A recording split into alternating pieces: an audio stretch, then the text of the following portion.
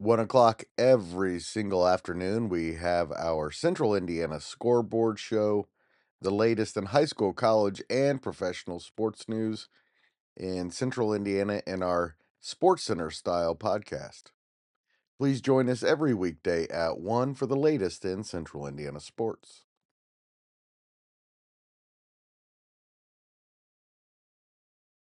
You are listening to the Central Indiana Sports Report, podcast number 242.2, the IU Report with Grant Shouse. This week, Grant and I discuss IU's basketball roster, the football spring game, and the powerful IU baseball lineup.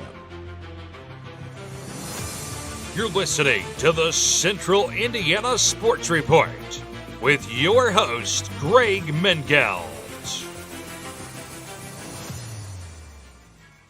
Grant, IU has a very guard-heavy roster coming together. What's the latest on that? Well, since we last talked, literally after we did our segment with Michelle and Will last week, not 10 minutes after I left your house, did Indiana land another commit, which was big. Tayton Connerway from Troy coming in. He was the Sun Belt Player of the Year in that conference, and starting to notice a trend with who Coach DeVries is going to, and the guys he's going in and are getting out of the portal. Most of them, if not all, are shooting over 40% from three. And that's something Indiana has needed. And we talked about it last week a little bit, that desperately the last Indiana Hoosier to make over 100 3-pointers in a season was James Blackman Jr. in 2016, 2017. That was 3 coaches ago. That was, it seems like a long time ago. So Indiana, Indiana is in desperate need of shooters, guys that can shoot the ball. And, I think Coach Knight a little bit is probably rolling over in his grave because he wasn't a big fan of the 3-point shot when it first came about in the mid-'80s. The only guy starting off at Indiana that was allowed to shoot threes was Steve Alford. And as the game has evolved and the game has changed, the outside shot is maybe the most important threat, one of the most important offensive threats you can have on your team. For sure, they're going after these guys, and they're going after these guys that can shoot. So Connerway's a big one. They were hosting a recruit from Drexel today who averaged 11. Yeah, another guard who averaged 11 points at Drexel this past season and shot over 40% from three. So you're starting to see a trend. And then Leo Curtis, 7'1" kid who was originally committed to Arizona State, decommitted from Arizona State. He committed back in, I believe, February. When he committed to Arizona State, he beat out West Virginia and Indiana. Well, who was the coach at West Virginia, the team that he ultimately decided not to go to? It was Darren DeVries. Where does Darren DeVries end up? Indiana. So you would think that Indiana would be a prime candidate to land Leo Curtis. Also, and this is something I wanted to talk about kind of towards the end, and you'll see why. But this weekend is by far the biggest weekend to host recruits at Indiana in the entire spring, in the entire off-season window. This is the biggest weekend for visits, not just basketball, but all kinds of things. Even football, I think it'll be a big weekend for hosting recruits because it's Little Five weekend. And if, people who don't know about that, it's the bike race that goes on. It's a tradition. There was a movie about the bike race called Breaking Away, which, by the way, I did watch for the very first time the other night. I had never seen that movie. Yeah, I know. First time I'd ever watched it was the other night. You? Well, I watched it now. Okay, good. It was a phenomenal film. And it's like saying you haven't seen Hoosiers until you were 19. Come on. You see, the first time I saw Hoosiers, I was like 5. Exactly. So I got you on that one. But Breaking Away, I watched it for the very first time this past weekend. Great film. Yes. But but this weekend is Little Five, and so Indiana typically will always host recruits Little Five. And I would assume kind of the nightlife of Bloomington is an Yeah. attractive grabber for some of these guys. If you can stay in some of the safer places, and it's going to be a good weekend. It's going to be a good weekend for kids coming on campus across all sports, not just men's basketball. I'll be interested to see who they host on campus. Of course, Bloomington and especially Indiana University is such a beautiful campus, no matter if it's Little Five weekend or not. And that's obviously going to play a factor as well. But this is such a crucial time, as now officially I think Indiana has a roster. Just need to add some big men, and it sounds like they're headed that direction. Yeah, with Leo Curtis, I think that's a step in the right direction. Now, obviously, as of right now, he is not committed quite yet, but I would expect them to host him on a visit and expect to reach out to him. Indiana has also contacted a guy with the same first and last name from Texas Tech, Federico. They contacted. Nice. I know, what a name. What They a con name. they contacted him earlier today, I believe, is what I saw, and um, probably trying to set up a visit for him. That would be big. He was a key contributor for Texas Tech and that team that went to the Elite Eight this year and almost beat the national champion Florida Gators. That's right. Um, to get him, and he's a 6'8" guy who averaged 12 points a game, 8 rebounds a contest. Not the best outside shooter, but a guy that played on a team that made a deep run into the postseason. I think a big key to get is guys out of the portal that have played in the NCAA tournament before. Find these guys that know what it takes to make a run in the NCAA tournament.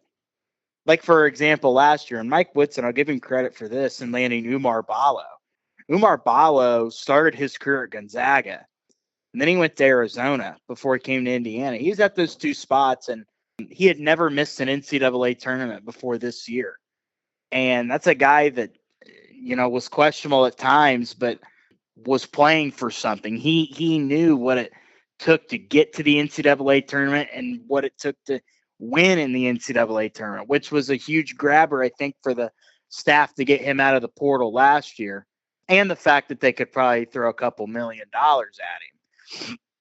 And that's another big thing you have to factor in with these guys is if Indiana wants Federico, Federico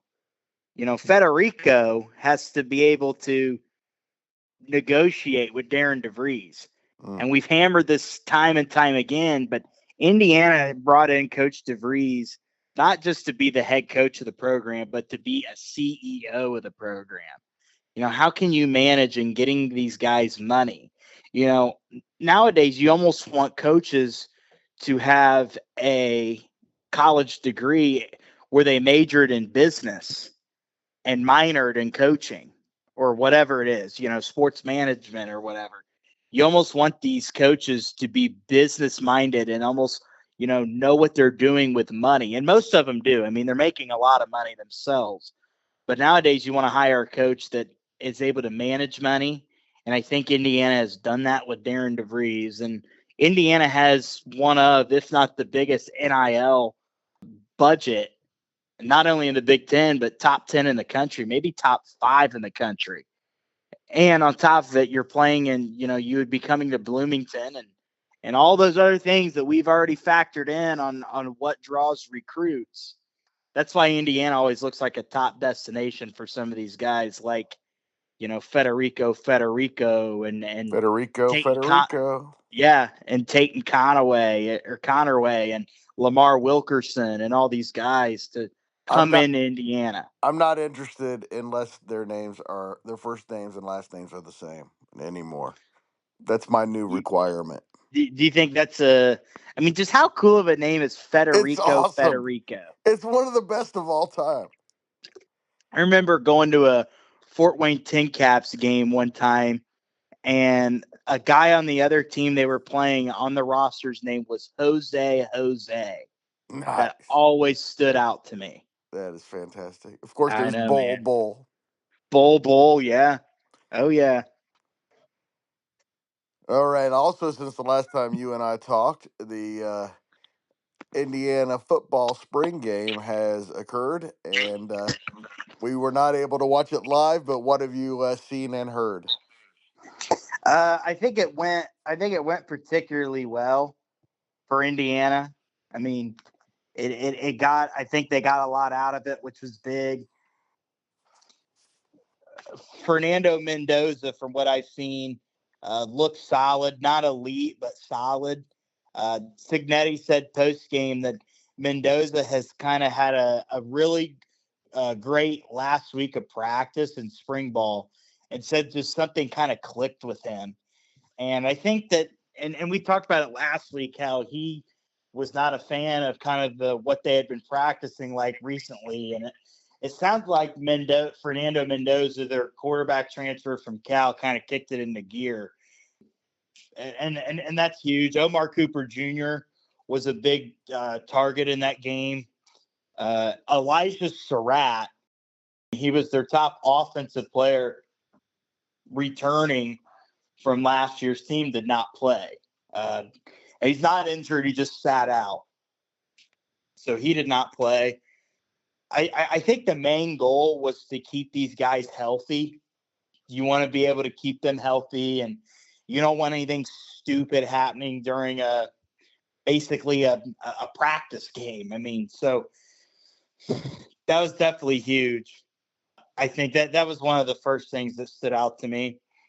Also read, and by the way, I should mention, I'm reading notes that I've taken. So probably sounds like I'm reading something. I've taken notes. Well, because I wasn't able to watch it, Right. Holden Stays, who is a transfer from Tennessee, versatile weapon. He's a tight end that's kind of like a Travis Kelsey or a Mark Andrews in the NFL. I'm not saying he's as better as them Yeah. or as good as them, but I he's don't a think we guy. needed that explanation. We get what you're doing. Right. He's a guy that can run routes as a tight end and can kind of play as a wide receiver. The running backs looked explosive. Kalon Black was the lead back who got a lot of juice, according to Signetti. Defense forced a lot of tips, batted balls on passes. Such a long group of athletes. The second and third units on defense created some pops and thuds when they started hitting and tackling. Unsurprisingly, Coach Haynes' defense is flying around. And that's always the thing. What I noticed last year with Signetti is that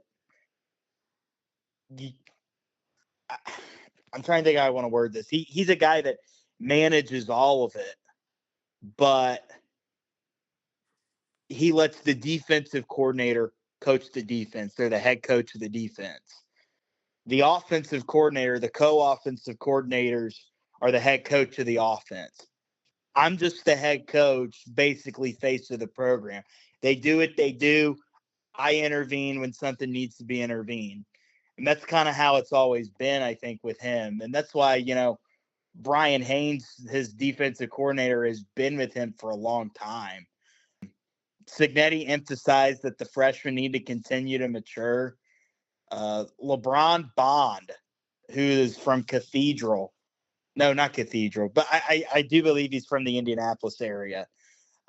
He's a freshman that is, I think, going to get on the field this year. I think he's one that I'm not sure is going to be in the main. I don't think he's going to be in the main core rotation. He's not going to be a starter, but he's going to be a guy you could see being a backup to like Omar Cooper Jr. And then another guy, defensive back Byron Baldwin Jr., really talented, is one of those guys that was flying around. Baldwin Jr. is definitely a gifted athlete. I mean, that's a huge get as just a true freshman for Indiana. So those were kind of the key takeaways.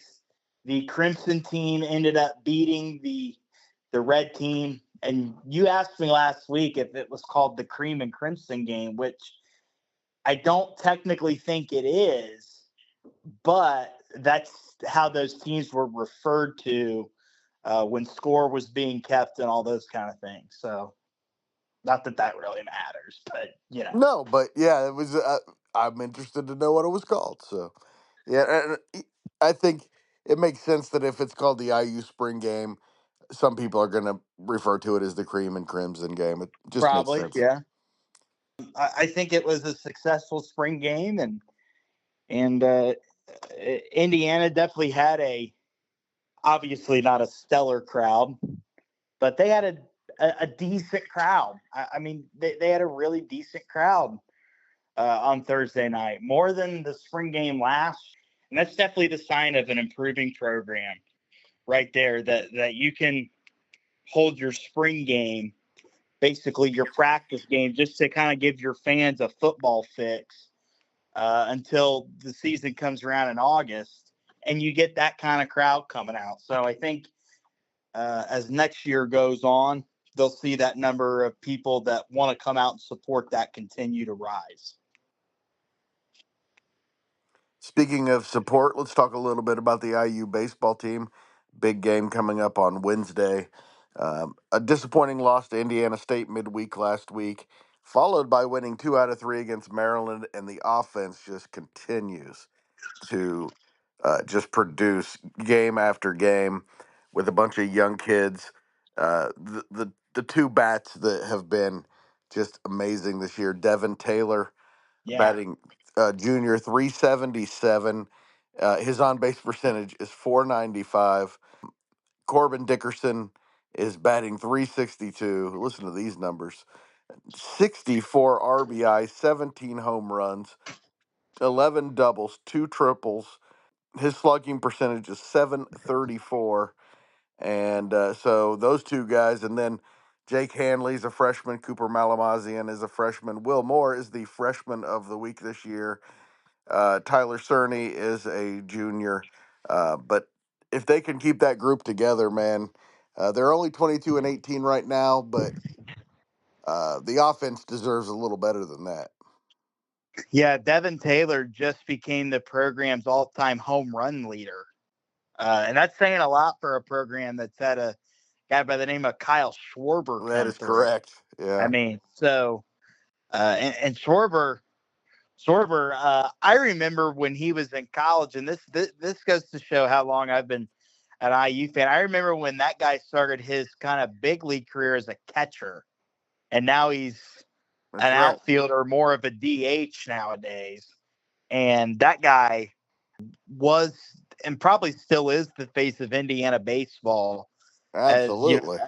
as a program whole in its history. I mean, he took them to the College World Series about 10, 12 years ago. And now you add in a guy like Devin Taylor, who just, I mean, congratulations to him. I mean, what a career he's had so far. And being able to break that record that's probably been held for a long time. And you're right, Indiana does have a big one this week at Victory Field, I might add, in That's downtown right. Indy, playing Ball State. I will be at that game. My plan is to go to that game on Wednesday night.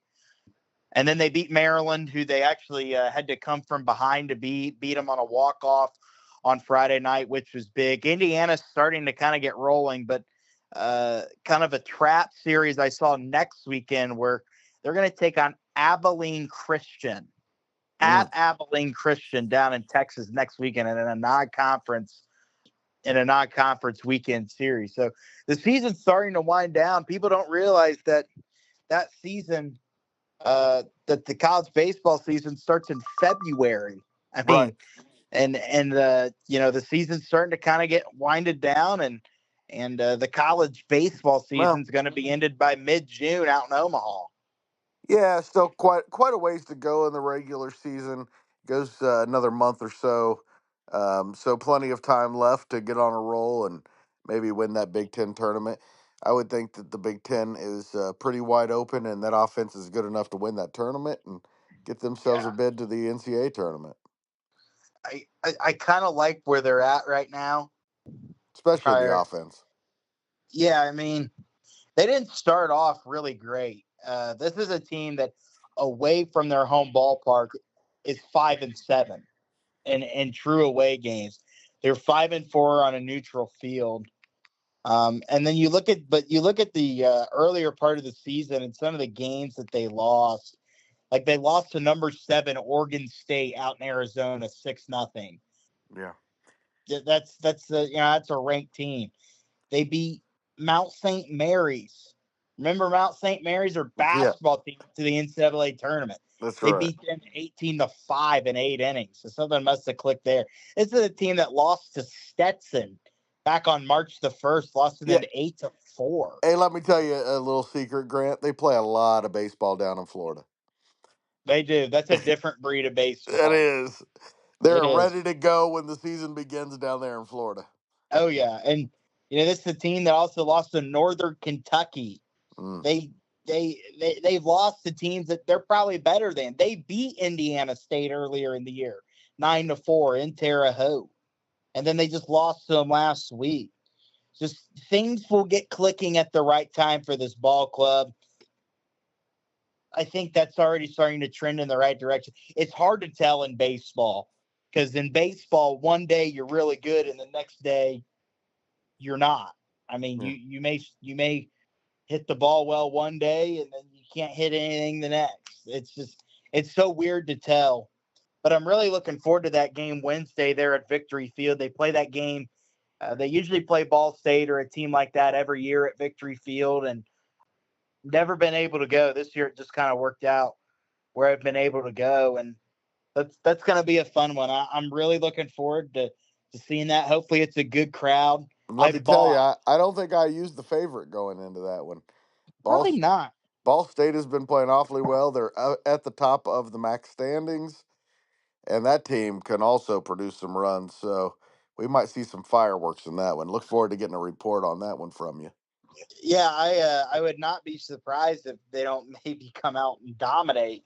I mean, this is a team that scored 23 runs the other day against Bowling Green, Yeah, which Bowling Green scored 18 runs. I mean, yeah. The whole series that was was a high six. scoring. The series was 69-60, Yeah, I mean, Ball something State's like that. 29-12 right now. I mean, they're good.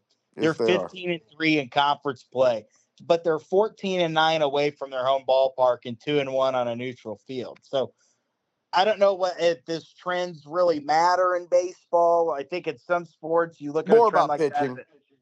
Yeah, I mean, and this is a game that Ball State wants to win, so they're going to throw a good pitcher. Yeah. I hope it's good pitching. I hope it's high powered offense, and that's going to be a good one. I'm looking forward to seeing that on Wednesday. That's my consensus plan for now. However, I'm predicting lots and lots of runs with those two offenses and midweek pitching. yeah, oh yeah, Look forward to talking to Grant every week about IU sports and, of course, throughout every week on IU sports and other stuff. He's also a very big contributor to our high school sports coverage. And thank you for listening. If you're interested in the Central Indiana Sports Report continuing to grow and thrive, please share these podcasts with your friends and family. Central Indiana Sports Report is a product of ITG Media. And I love Susie.